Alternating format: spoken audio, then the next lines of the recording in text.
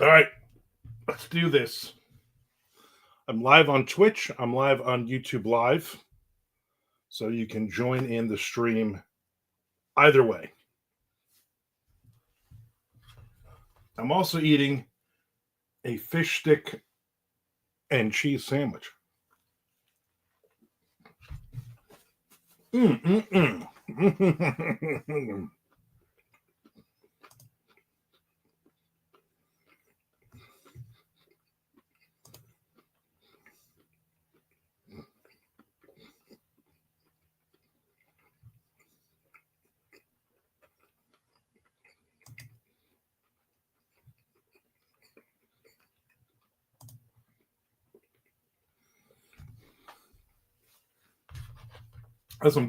That's some good fish sticks.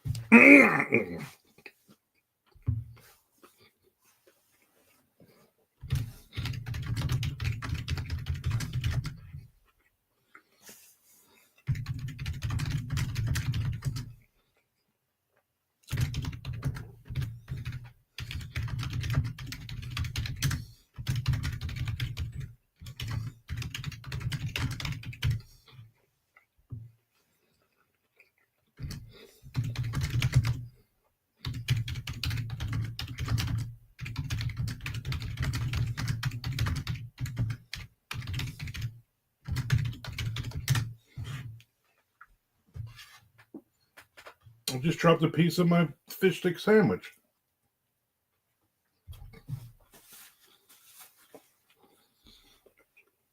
What the heck?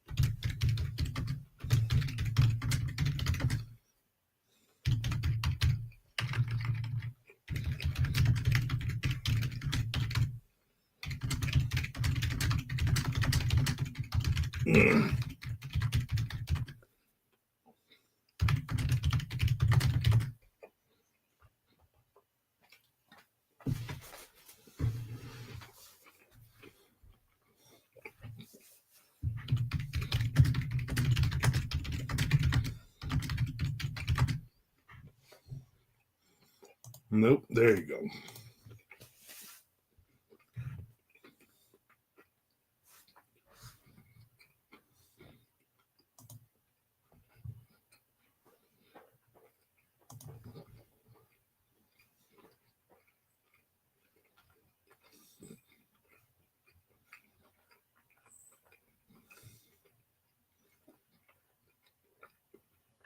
All right.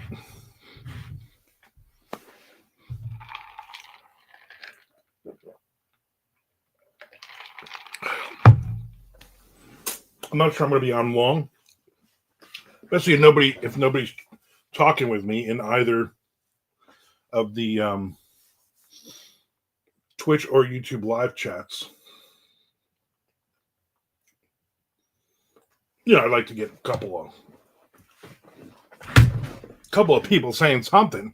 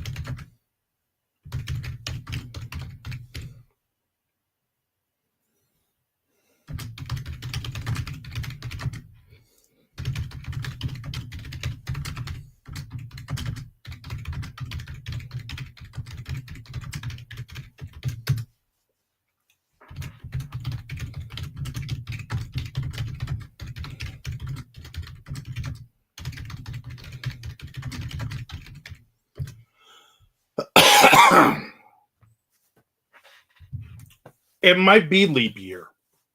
I don't think it is leap year. Is next year leap year? Leap year?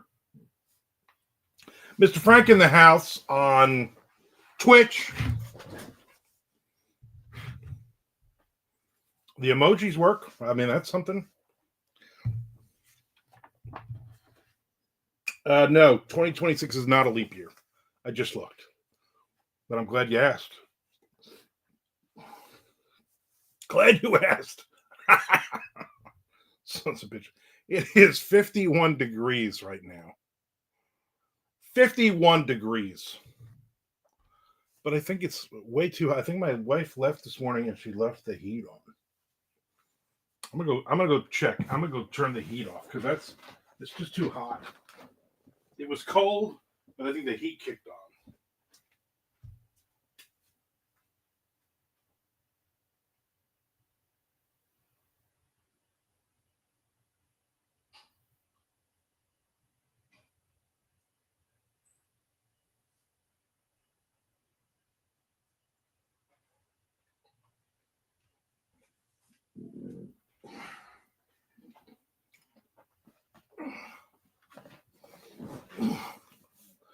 You look like mid-90s Rob Halford.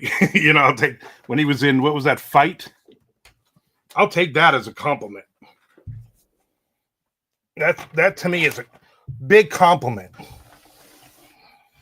All right. Open the windows.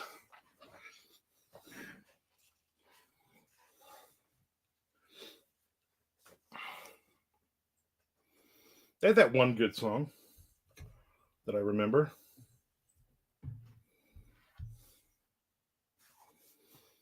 He was trying to be all new metal and tough. Into the Pit. That might have been it. I don't know. Didn't he have like 2 or 3 different bands back then? It felt like each of them had a song. Just a little crazy. I don't know if I think I remember Into the Pit. There was another one though.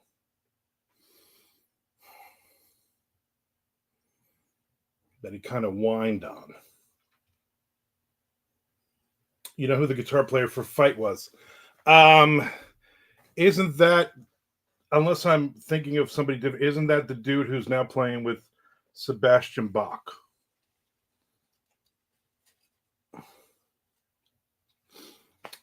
Or was it you? Son of a bitch, Frank, you were the guitar player. Who was it? That I don't remember. I don't know. The guitar player who's playing with Sebastian Bach was in Spread Eagle. That's what I'm thinking of. Satchel from Steel Panther. Seriously. Under his real name? I did not know that. That little bit of trivia you got me on. Huh. I can't think of that song. I think I'm gonna have to listen to that this afternoon, maybe. What are we doing in here so early? Chad also on Twitch. Well, I got one past you. I stumped the trunk. Yeah, you did. You 100% did. If you would give me 100 guesses, I would never have gotten that Satchel played in Fight with Rob Halford. Would have never gotten that. Chad, we're trying something a little different today because I was like, you know what? I can wait till 1 o'clock, but why? I need to get some writing in. I knocked off a chapter this morning for me and Tom. I knocked off another chapter on another project I'm doing on Patreon, and I'm like, you know what? I'm going to keep this going. I'm going to keep this train kept a rolling all night long.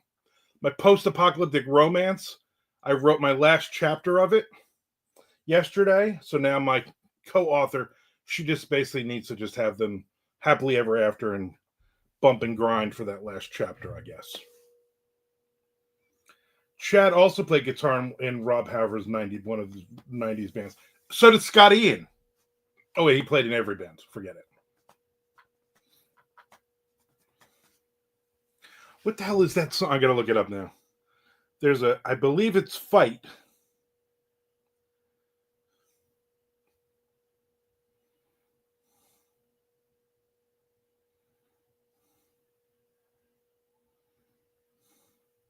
I believe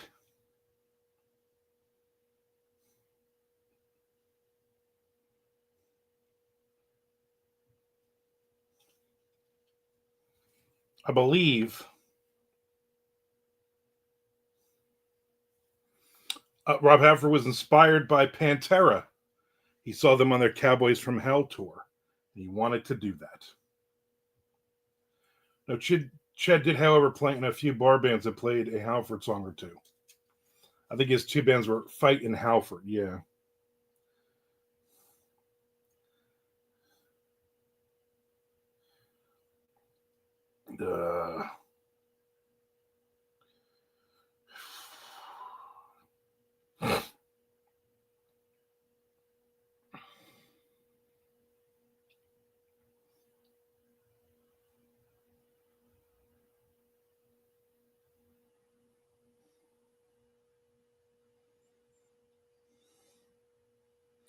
Okay, so guitarist Russ Parrish, Satchel, he was playing in Jeff Pilson's band War and Peace. I didn't know that either. It's Scott Travis from Judas Priest.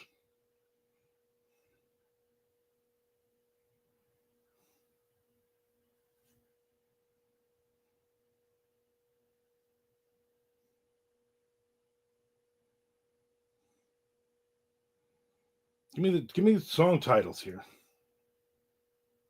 Oh, Nailed to the Gun. That was the first song I ever heard. Nailed to the Gun.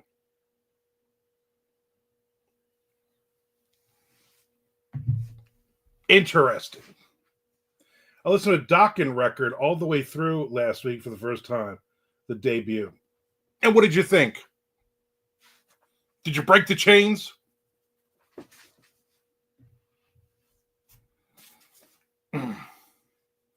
Tell you what, those first,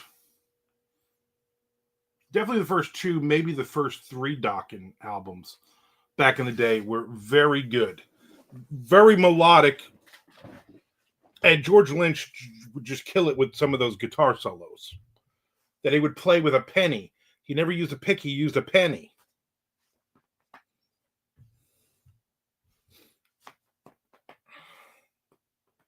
He also, according to that, what was that website that used to have the stuff Frank knows?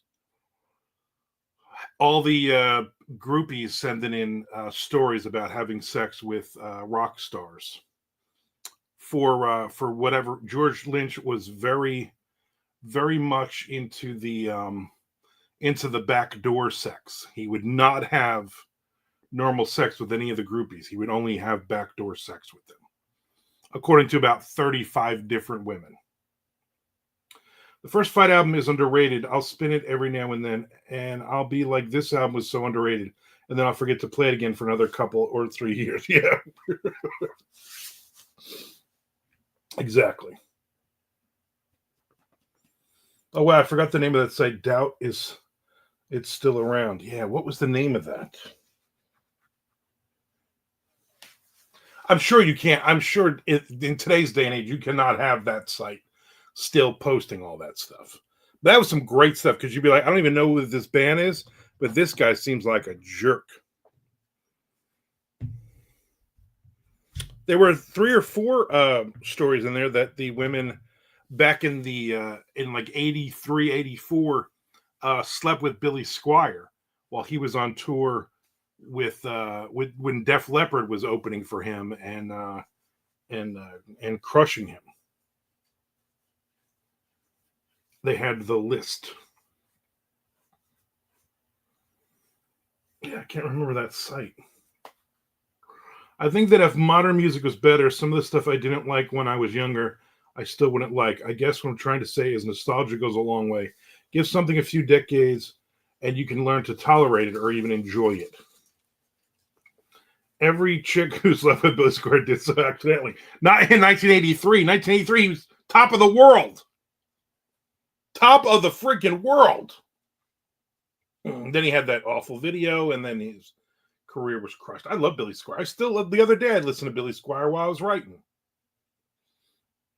And not even just like the first, like the second and the third album, the big hit albums, all of them. I like all of his stuff.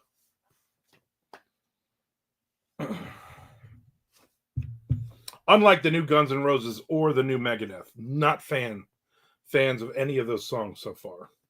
Especially Megadeth, man, his vocals are just bad. Imagine having a video totally crush your career. Yeah. And I love that song. And when I first saw the video, I remember I was like, "This seems something's off here. What's off here? What's not good here?" Him dancing, him wearing that pink shirt, him being very effeminate in this video. Oh yeah, all of those things. Where you like Billy Squier is underrated and then won't play him again for a few years? Yeah, probably. Yeah. Like I basically went through listen to I don't know, 20 Billy Squier songs while I was writing and doing emails and stuff for the day. And then I was just like, I won't listen to him again for a couple 3 years. Well, you don't like Tipping Point, Megadeth? His vocal, I don't like his vocals in it. I think they are I like the guitar tone sound. His vocals on both of those songs, especially the other one, are very weak. It's like he's phoning it in. Let me just, finish an album here. I'm all into Foxy Shazam and Mr. Fantasy right now. You know what? I also watch porn, so I got no problem with that. Chad agrees with you. Foxy Shazam is good stuff. I don't even know what Foxy Shazam or Mr. Fantasy is, and maybe I don't care to know.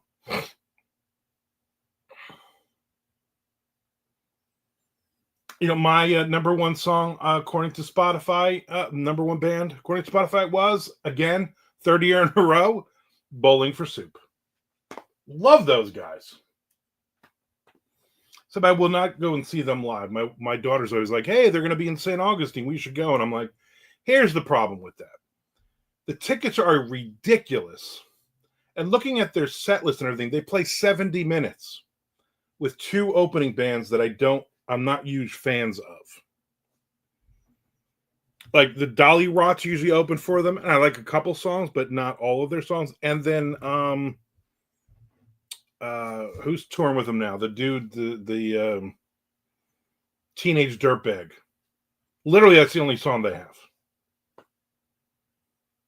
Danko Jones has a new one out. Haven't listened to it yet, but they always put out good rock and roll. Bowling for Soup, that's right. That dude is all over my TikTok. He's killing social media.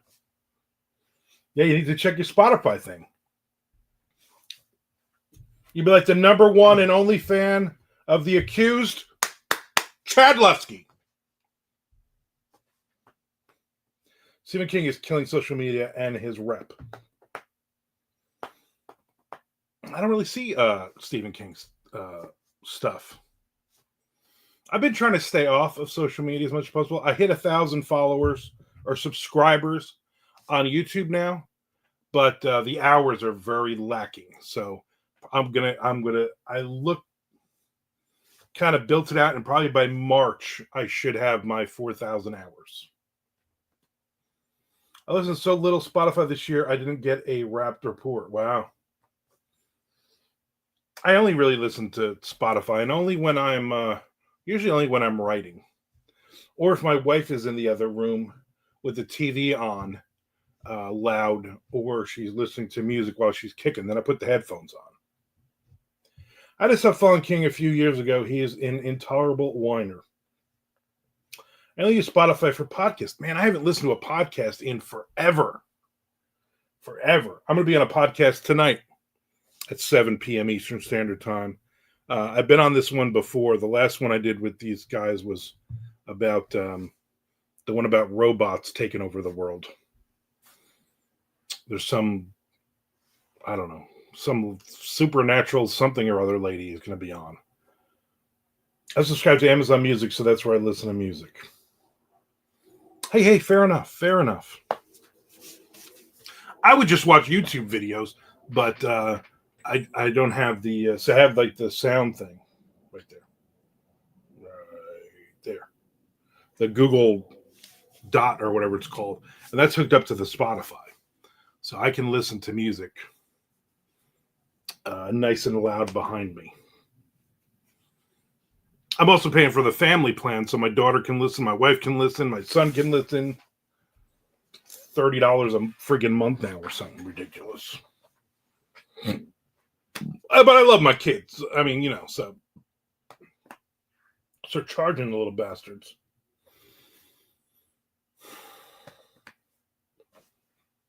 Can't find my Spotify yearly thing. Huh. Man, see? Yeah, we have the Amazon Music family account. I had to make sure the Spotify ones were all separated out, because my daughter listens to the Jonas Brothers, and she's 25 and she's listening to the Jonas Brothers and One Direction and Taylor Swift and whatever the big singer is at the time. And then my son listens to awful gangster rap, where basically they just talk down to women and use the N-word every 5 seconds over an awful beat. My wife, country music. Then I listen to good stuff.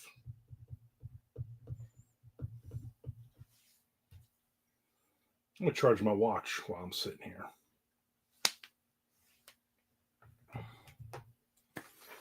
But yeah, I got a lot of writing in. I'm trying to, put up some more videos for YouTube so that people will subscribe and then watch several. And you listen to great music like Count of Crows. Exactly. I don't really listen to that. I'm not a huge. I was. There was a period of my life where I was a huge death metal fan. I managed death metal bands, and we would go to, they would open up for, Cannibal Corpse and Obituary and At the Gates and all those bands. But it's just all background noise. It all sounds the same. We call those your booty ears. No, my booty ears would have been black metal. Chuck went through a period where he only listened to like black metal for like 3 years. He said. I mean, I listen to a lot of that stuff too, but mostly now, obviously, Bowling for Soup. For some reason, in the '90s, when I was in my 20s, I did not listen to anything that was current. I listened to only like, Skid Row, Dokken, Motley Crue, all that crap, right? And then also thrash metal, Slayer, Anthrax, Metallica, Megadeth. But now, 30 years later, now all of a sudden I'm like, it's like I've discovered '90s pop, pop punk stuff, like not Green Day, but like other stuff, like Bowling for Soup, All American Rejects, stuff like that. The grunge Eagles alternative years were a dark time. Yeah, not really too much of the grunge stuff. I didn't like it really that much back then. I thought it was too depressing, especially after you're listening to like Nothing But a Good Time by Poison, and then you got to listen to some Soundgarden song about or Pearl Jam song about them hating their father or something. Too much angst. I wasn't a kid then, I'm in my 20s. I got my own problems. I don't want to hear about your problems.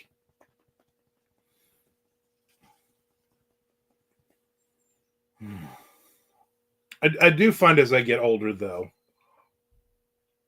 as I'm more tolerant of the stuff from back then as well.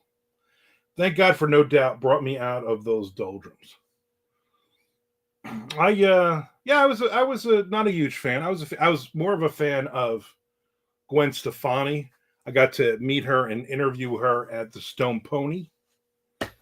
And even though she got a body like a 12-year-old boy, super, super pretty. Super pretty. And very nice. Very, very nice. And Pennywise opened for them, who I did not appreciate at the time. And now I'm like, you know what? I really like Pennywise.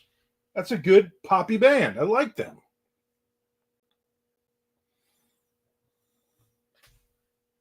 Every now and then I get in that mood, and I'm like, you know what? I'm going to listen to some New York hardcore. I'm going to listen to some stuff that got to see at CBGB's or City Gardens. We're going to listen to the Cro-Mags. We're going to listen to, whoever. Dog Eat Dog. We're going to listen to Mucky Pup. We're going to listen to all of it. We're going to listen to, Black Flag. We're going to listen to Bad Brains. We're going to listen to all that whole scene. Not a fan of Pennywise. Yeah, some Minor Threat. Fugazi. Yeah, say it like that. No Doubt. Then that wave of swing music, then new metal, and then modern rock of the 2000s.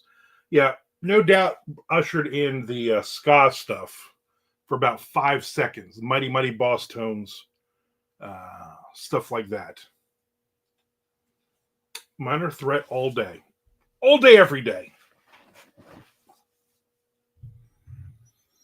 So I'll get into that stuff. There was an album from back in the day, a literal album. It was a cassette only. It was called Sunday Matinee, and it was like 30 different New York hardcore bands songs.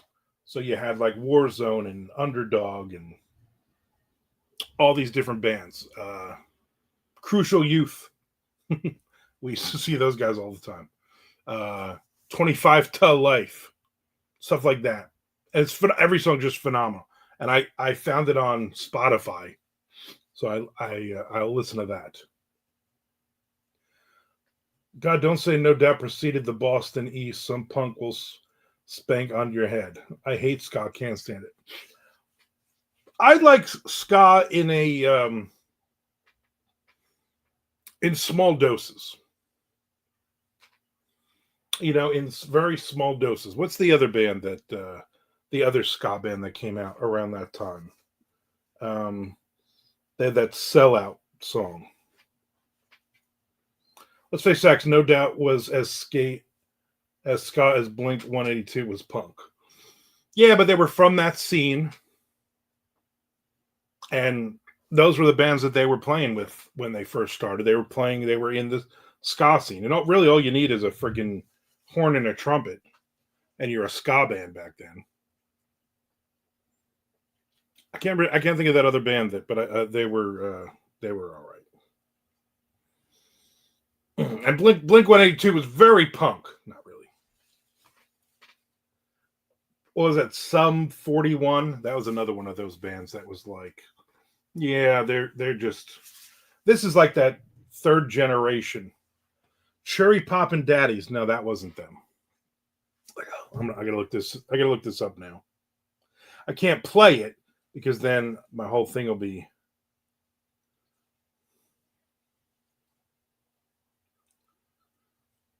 Oh, Real Big Fish. Duh. Real Big Fish. Those guys had some songs. Brian Setzer Orchestra. So close. So close. I think he's really sick now. I think Brian Setzer is really sick. They were supposed to be touring or something, and he got really sick. I mean, he's like 1,000 years old probably now. Poor bastard.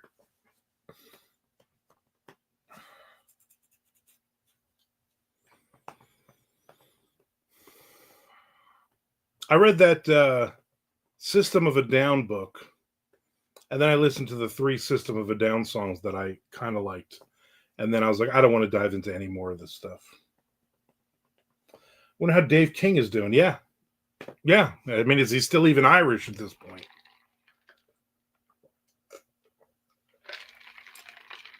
Will there be a Fastway reunion? So many questions. We need more music documentaries. There just aren't enough. Spotify says my top genre is yacht rock. You, Mr. Frank, listening to yacht rock together?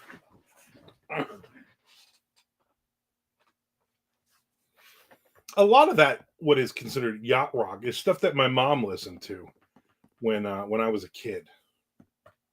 So I guess I know all of it, I'm just not a huge fan of it.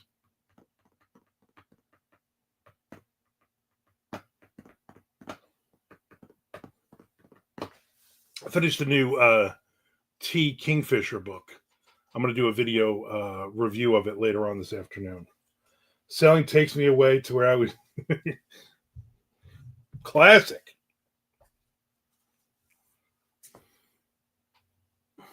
What are some of the big yacht rock bands? I mean, besides Christopher Cross. Jimmy Buffett and Jimmy Buffett yacht rock. What is yacht rock? It's No Doubt yacht rock. I was watching Christopher Cross Between the Moon and New York City. Were you caught between the moon and New York City? Where's that guy now? You know what I'm saying? Is he all right? Wonder how he's doing. You know, you wonder about him, and then you wonder about Eddie Rabbit. What about Eddie Rabbit? There's a phenomenal yacht rock doc on Prime. Is there? Obviously, I've not seen that, but you know what? I got it. Well, no, I got that stupid interview tonight. Maybe I'll look it up and watch it.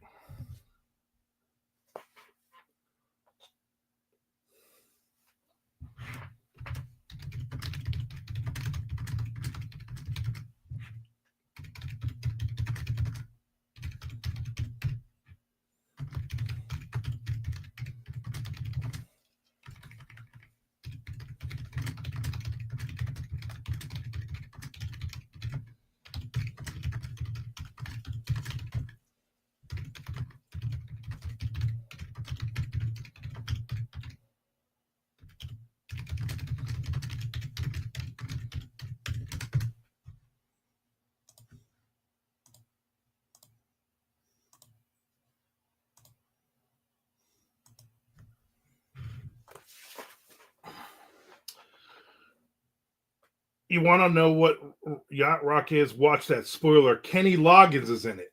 No Kenny Rogers. Is Loggins and Messina in it, or just Kenny Loggins solo?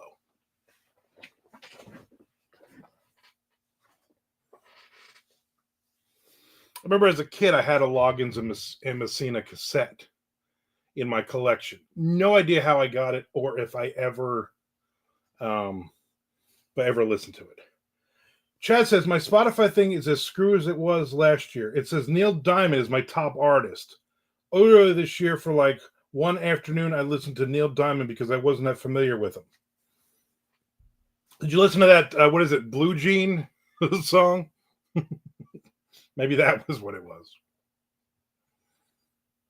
You do strike me as a big Neil Diamond fan, though, so I get it.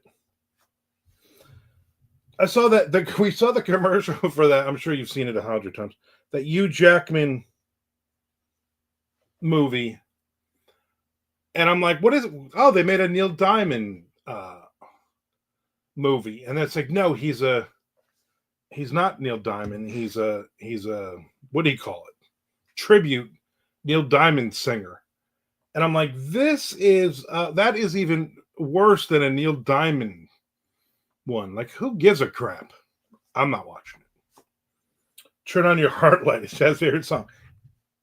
You act like it's not. You act like the first time you heard that, Mr. Frank, you didn't cry your eyes out.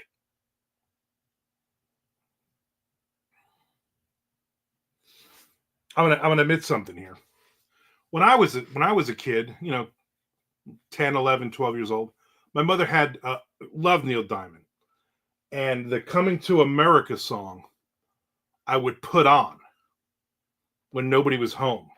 And I would sing it at the top of my lungs. Love that song. I did know lots. Yeah. You know what?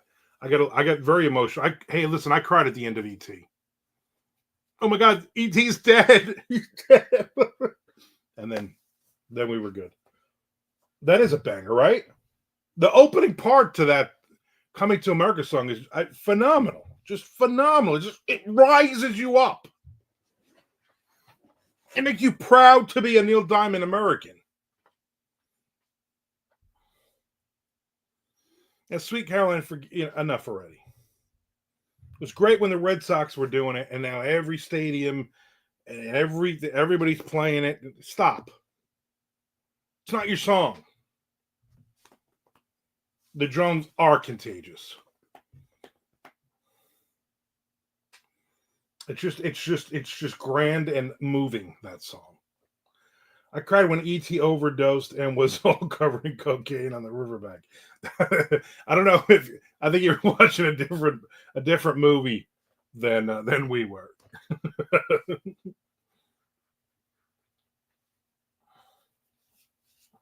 I think you were watching OD.E.T. Totally different movie. I'll tell you another band I listened to a lot that I hadn't listened to in a long time was Dag Nasty. I hit on like 7 or 8 of their songs in a row.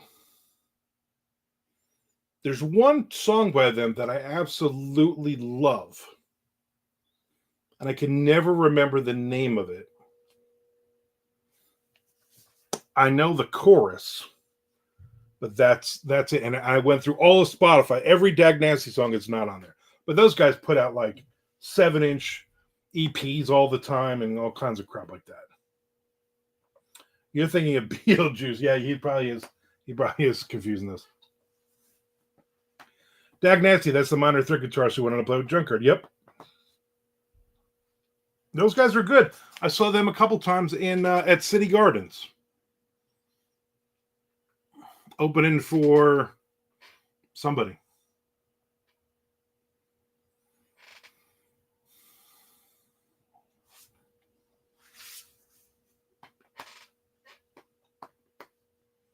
Opening for another band.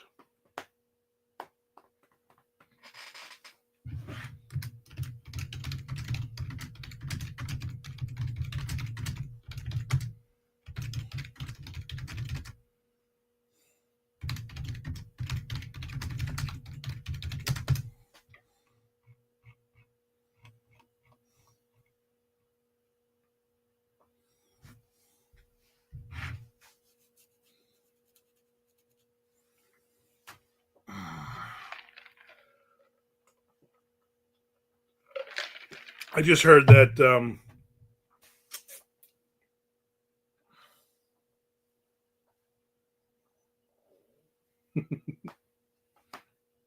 enjoy lunch.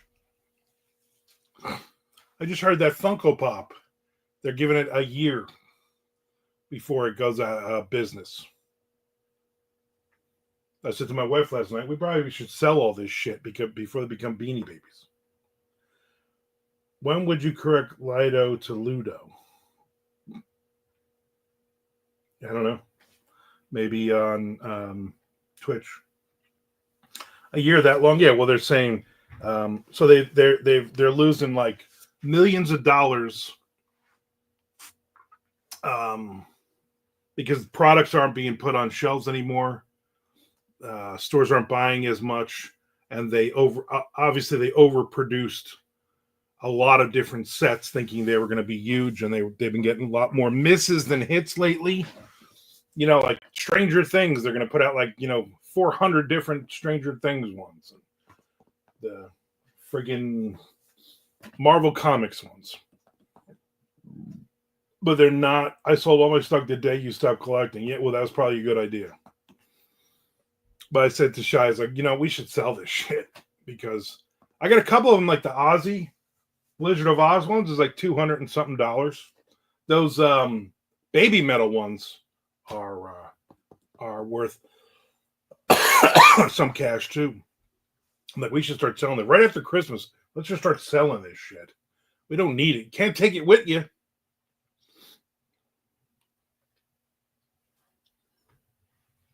Yeah, so there's certain ones I'm like, you know what, I'm gonna get rid of this shit. Yeah, they're giving it till this time basically by next Christmas will be their last hurrah. And I guess the article said that they were obviously slowing down because they have pre-production. They have stuff for like 6 months going out now that's supposed to be released. So they are slowing all of that shit down, and so it should be gone by this time next year, right before the holidays, unless somebody swoops in and buys it.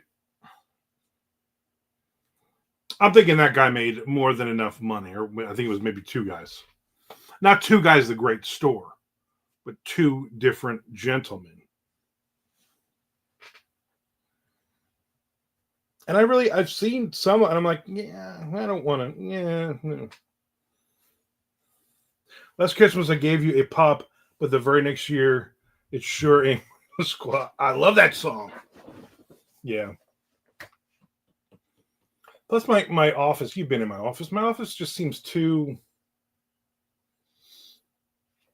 busy. Too much stuff in this office. Yeah, I got a whole wall of Funko Pop. I don't even look at it anymore. Like I'm looking over there now, and I'm like, yeah, I don't need any. None of these are like. I want to be sad if I sell my Walgreens exclusive Dracula. You know what I'm saying? Probably you don't know what you're gonna even get for any of these, but I'm gonna try it. I'm just gonna become a minimalist. Just sell everything. Everything in this room for sale. They don't deliver the happiness they used to. No, I mean nothing really equates to happiness. It was just, hey, I'm gonna collect this. So I'm gonna collect all of this, like I normally do. Really, it was when my dad passed away. My mom's like, hey, he's got 3 million sports cards and memorabilia. You need to sell all of this for me and give me the money. And I was like, if I die tomorrow, my kids aren't going to know or care what to do with any of this crap. This is all going in the garbage. I know, right? Me and minimalist.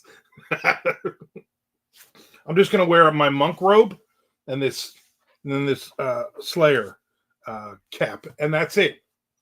That'll be my whole life. No underwear either. Minimalist author Armand Rosamilia, now known as A. Yeah.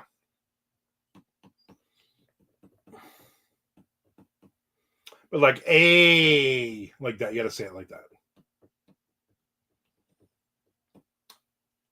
In like 6 months, you're gonna come onto this stream, and literally this whole room, everything behind me, just empty shelves. There would be, in fact, the shelves will be gone. I'm selling the shelves. There would just be 4 walls. I remember watching a show. Maybe you watched it too, with the people who do like dumpster dives, and like the guy has an apartment, but he has nothing in it, and he literally has a blanket and a pillow, and he sleeps in the living room, like just on the carpet. And he basically just makes all of his food. He like teaches cooking class about how to eat basically from the garbage. It was disgusting seeing this guy take like, oh, ShopRite's throwing I don't know if it's ShopRite. It's thrown all their meat in the this is still good. I just cut off all the fungus off of this. Oh, and if it's green, I'll just cut that around the green part. And then he was showing people were bringing their stuff, and then they were cooking and eating this stuff. And I'm like, that guy's got to be dead by now. Like that guy's got to have all kinds of diseases. It makes no sense. It makes none sense.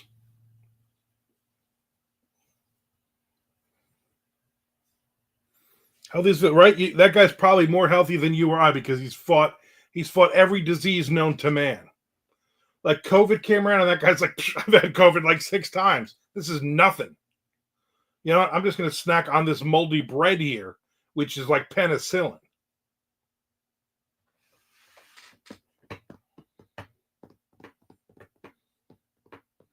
I'm not gonna sell my Mondo Method podcast pillow though.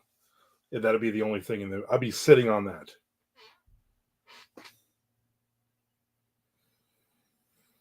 Oh, good times.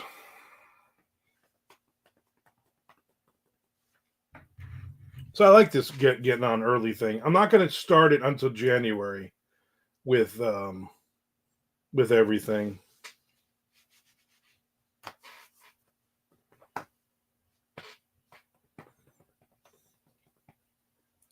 No, Nick, just want to point out. Well, yeah, exactly. Although he did kind of not complain, but he was like, well, I don't, that's not my lunchtime. Well, that's too bad. I would imagine if I go past 1 o'clock, he'll jump on, but I don't want to go past 1 o'clock today. I got stuff to do. I got nothing to do, literally nothing to do. I already wrote a lot. Christmas tree's finally up yesterday. My wife did all that. I went to bed. She was like, I'm going to put ornaments on the tree. I'm like, knock yourself out, babe. I never say knock yourself out, babe. That doesn't seem good. Like, yeah, I'm not helping. Now I'm just kind of going through some emails here. All the oh, there it is. My book is available in the Kindle store. So finally, Is This Light Painted? My 6th short story collection is live.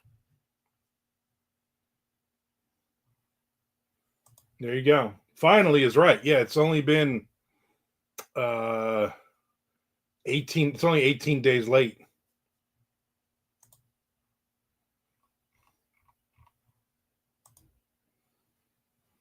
Only 18.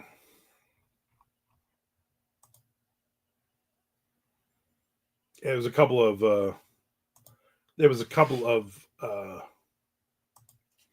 stories that were like really screwed up because old stories. You know my thing I used to do, Frank? Is this light painted? Story time. Well, you have to read the opening thing from me, and you'll understand what is this light painted. You'll understand what it is. Back in the day, for some reason, when I was writing stories, instead of hitting the tab button, oh no, I would hit the tab button instead of setting up the document. So every time I went to the next line, I would hit the tab and it would space it out. And then some stories, for some reason, I would give it 5 spaces, and then start writing the next line, and so I had to get rid of all of that BS in it. Is this like painted in Arabic? Yes. Oh, editors hated me. I look back at the '90s and I wonder, man, how many stories did I get rejected just because my formatting was so stupid? I didn't know. I had no idea. There was no BK uh, to teach you things.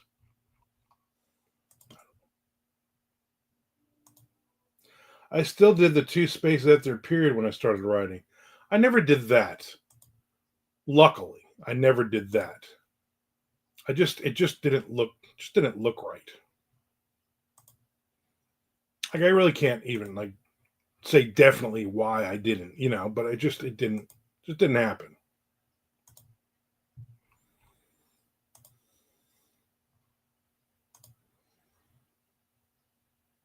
No. So just in the time I've been on 52 minutes, I've gotten 6 messages about how awesome my book is for their book club. And they come in like 3 minute intervals. Like, how do you think that really is going to work? What sensible person like, man, they must really like me? They just sent 6 different messages in the past 8 minutes from different people. Just ridiculous. I broke the habit a lot easier than I figured. Yeah, it's funny, go because I can almost like if I really did some work, which I'm not gonna. If I did some work on it, I could literally probably like look in and go figure out a time like what year I stopped doing that. What year I stopped. What year I stopped hitting the tab, and then what year I stopped doing the tab. I think somebody yelled at me, "Stop doing the tab thing," and then I would just tap the space bar 4 or 5 times and start the next sentence. Also, not really good when you're putting a book together. Mostly just felt like a naughty boy leaving only one space until the feeling became normalized. Yeah.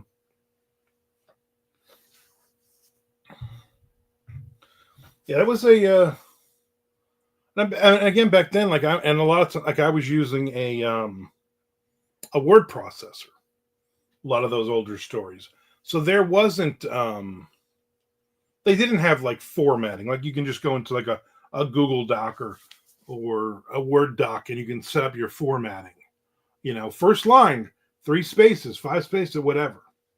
They didn't have all that back then. You just freaking just typed. Then it all just kind of ran together unless you hit enter and it jumped to the next line. But there was just nothing. It was just chaos. So I probably wasn't the only one, but I also know that I wrote some really awful stories back then.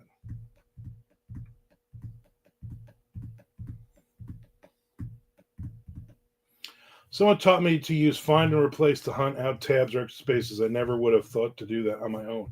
So the problem with that, as I'm doing it, is it doesn't find all of them for some reason. So there's like one on every page that I then had to go back. And I put in this one, I finally put Toolshed in it. So there's only like 12 stories in the whole thing because Toolshed was 20 something thousand words. Like half the book is Toolshed. But I never got a clean copy back from Thunderstorm when they put it out. So I literally had to go back through and clean it up myself. And then again, my original version, which I'm surprised Paul didn't kill me, was all tabs. So then I had to clean that up, but then not every tab actually worked. Not all of them were cleared out, and there was some really weird spacing issues that the Word doc I had used. So just a lot of, and I'm like, I don't want to do this anymore. So then a few days, I was like, oh, I should get back to that, right? And then I found another story after that was really screwed up. I'm like, I don't even know. Like this had weird symbols and stuff, and I'm like, this must have been from like an older Word doc program or something. And I basically just dropped it in here, and all of a sudden, it was like anything with apostrophe was like ain't was AIN, and instead of apostrophe T, it was like AIN 47 symbols T. So I had to clean all that up because I couldn't figure out a shortcut to just clean all of them up. And then somehow I hit some word I hit a replace on. Find and replace. But then it was also, the word was like part of a name. Or the problem was it was a part of a name. So I changed it, but then the word showed up in the middle of other words. It was like the name was like Chandler. And I'm like, no, we got to get rid of Chandler or something. But then like handle in the middle of it was just changed on every single one.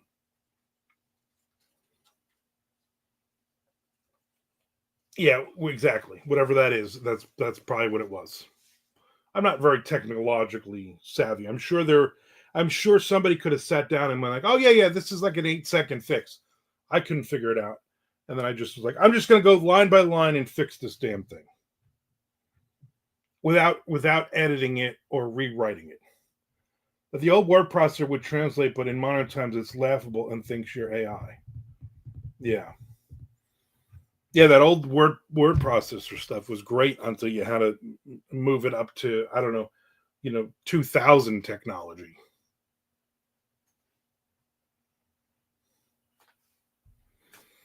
Crazy these kids today. Tomorrow I will be on normal, just my Twitch at 1 p.m. Hopefully Nick will be on. Probably the Smashwords meat grinder. I didn't use them all that much. I was not, from the beginning, I was not a fan of Smashwords. And that meat grinder, that was just annoying. It was uncalled for, unnecessary, and stupid. Which is probably why that Smashwords is pretty much nothing at this point. I mean, Drafted Digital's part basically bought it up for, pennies on the dollar. It really doesn't do much of anything. Every now and then I get an email like, "Oh, the holidays are coming. You want to put your books on sale?" I'm like, I don't have any books in Smashwords. No, I don't. And I don't want to do all that garbage either. Garbage. Any advice on finishing writing a book? I know how it needs to end. I know what I need to write. I just put it off. There's your problem. You're putting it off. You got to power through. And if you're just not feeling it, write something else. That's always when I'm like, what? I know I'm close to the end here.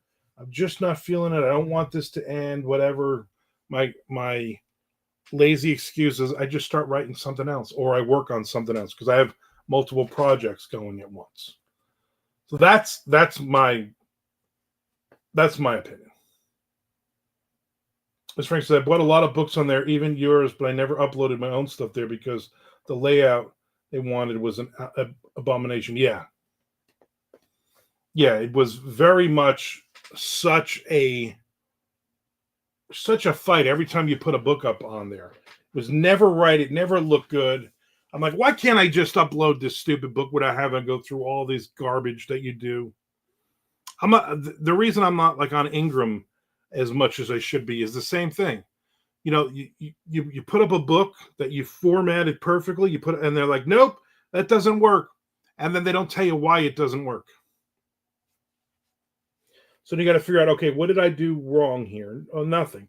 What do they think I did wrong? And then you figure that out and then you put it up. And I'm like, I don't have 3 days to upload a book that on Amazon, if you do it right, takes you all of 10 minutes? Yeah, it's just annoying. Completely annoying.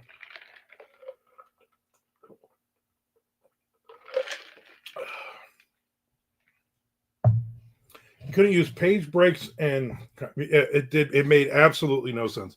It's like everything on every other platform all works the same way. But you know what? We're Smashwords, so we're going to change all of it.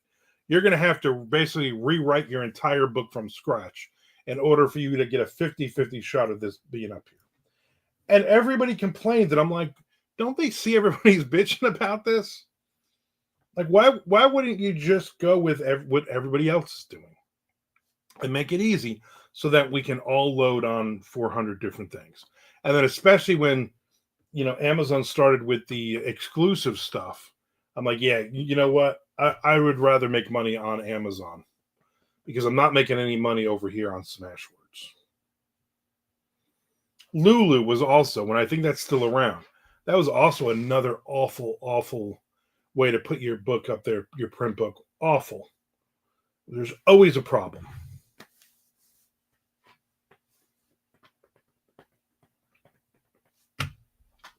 All right, I'm out of here.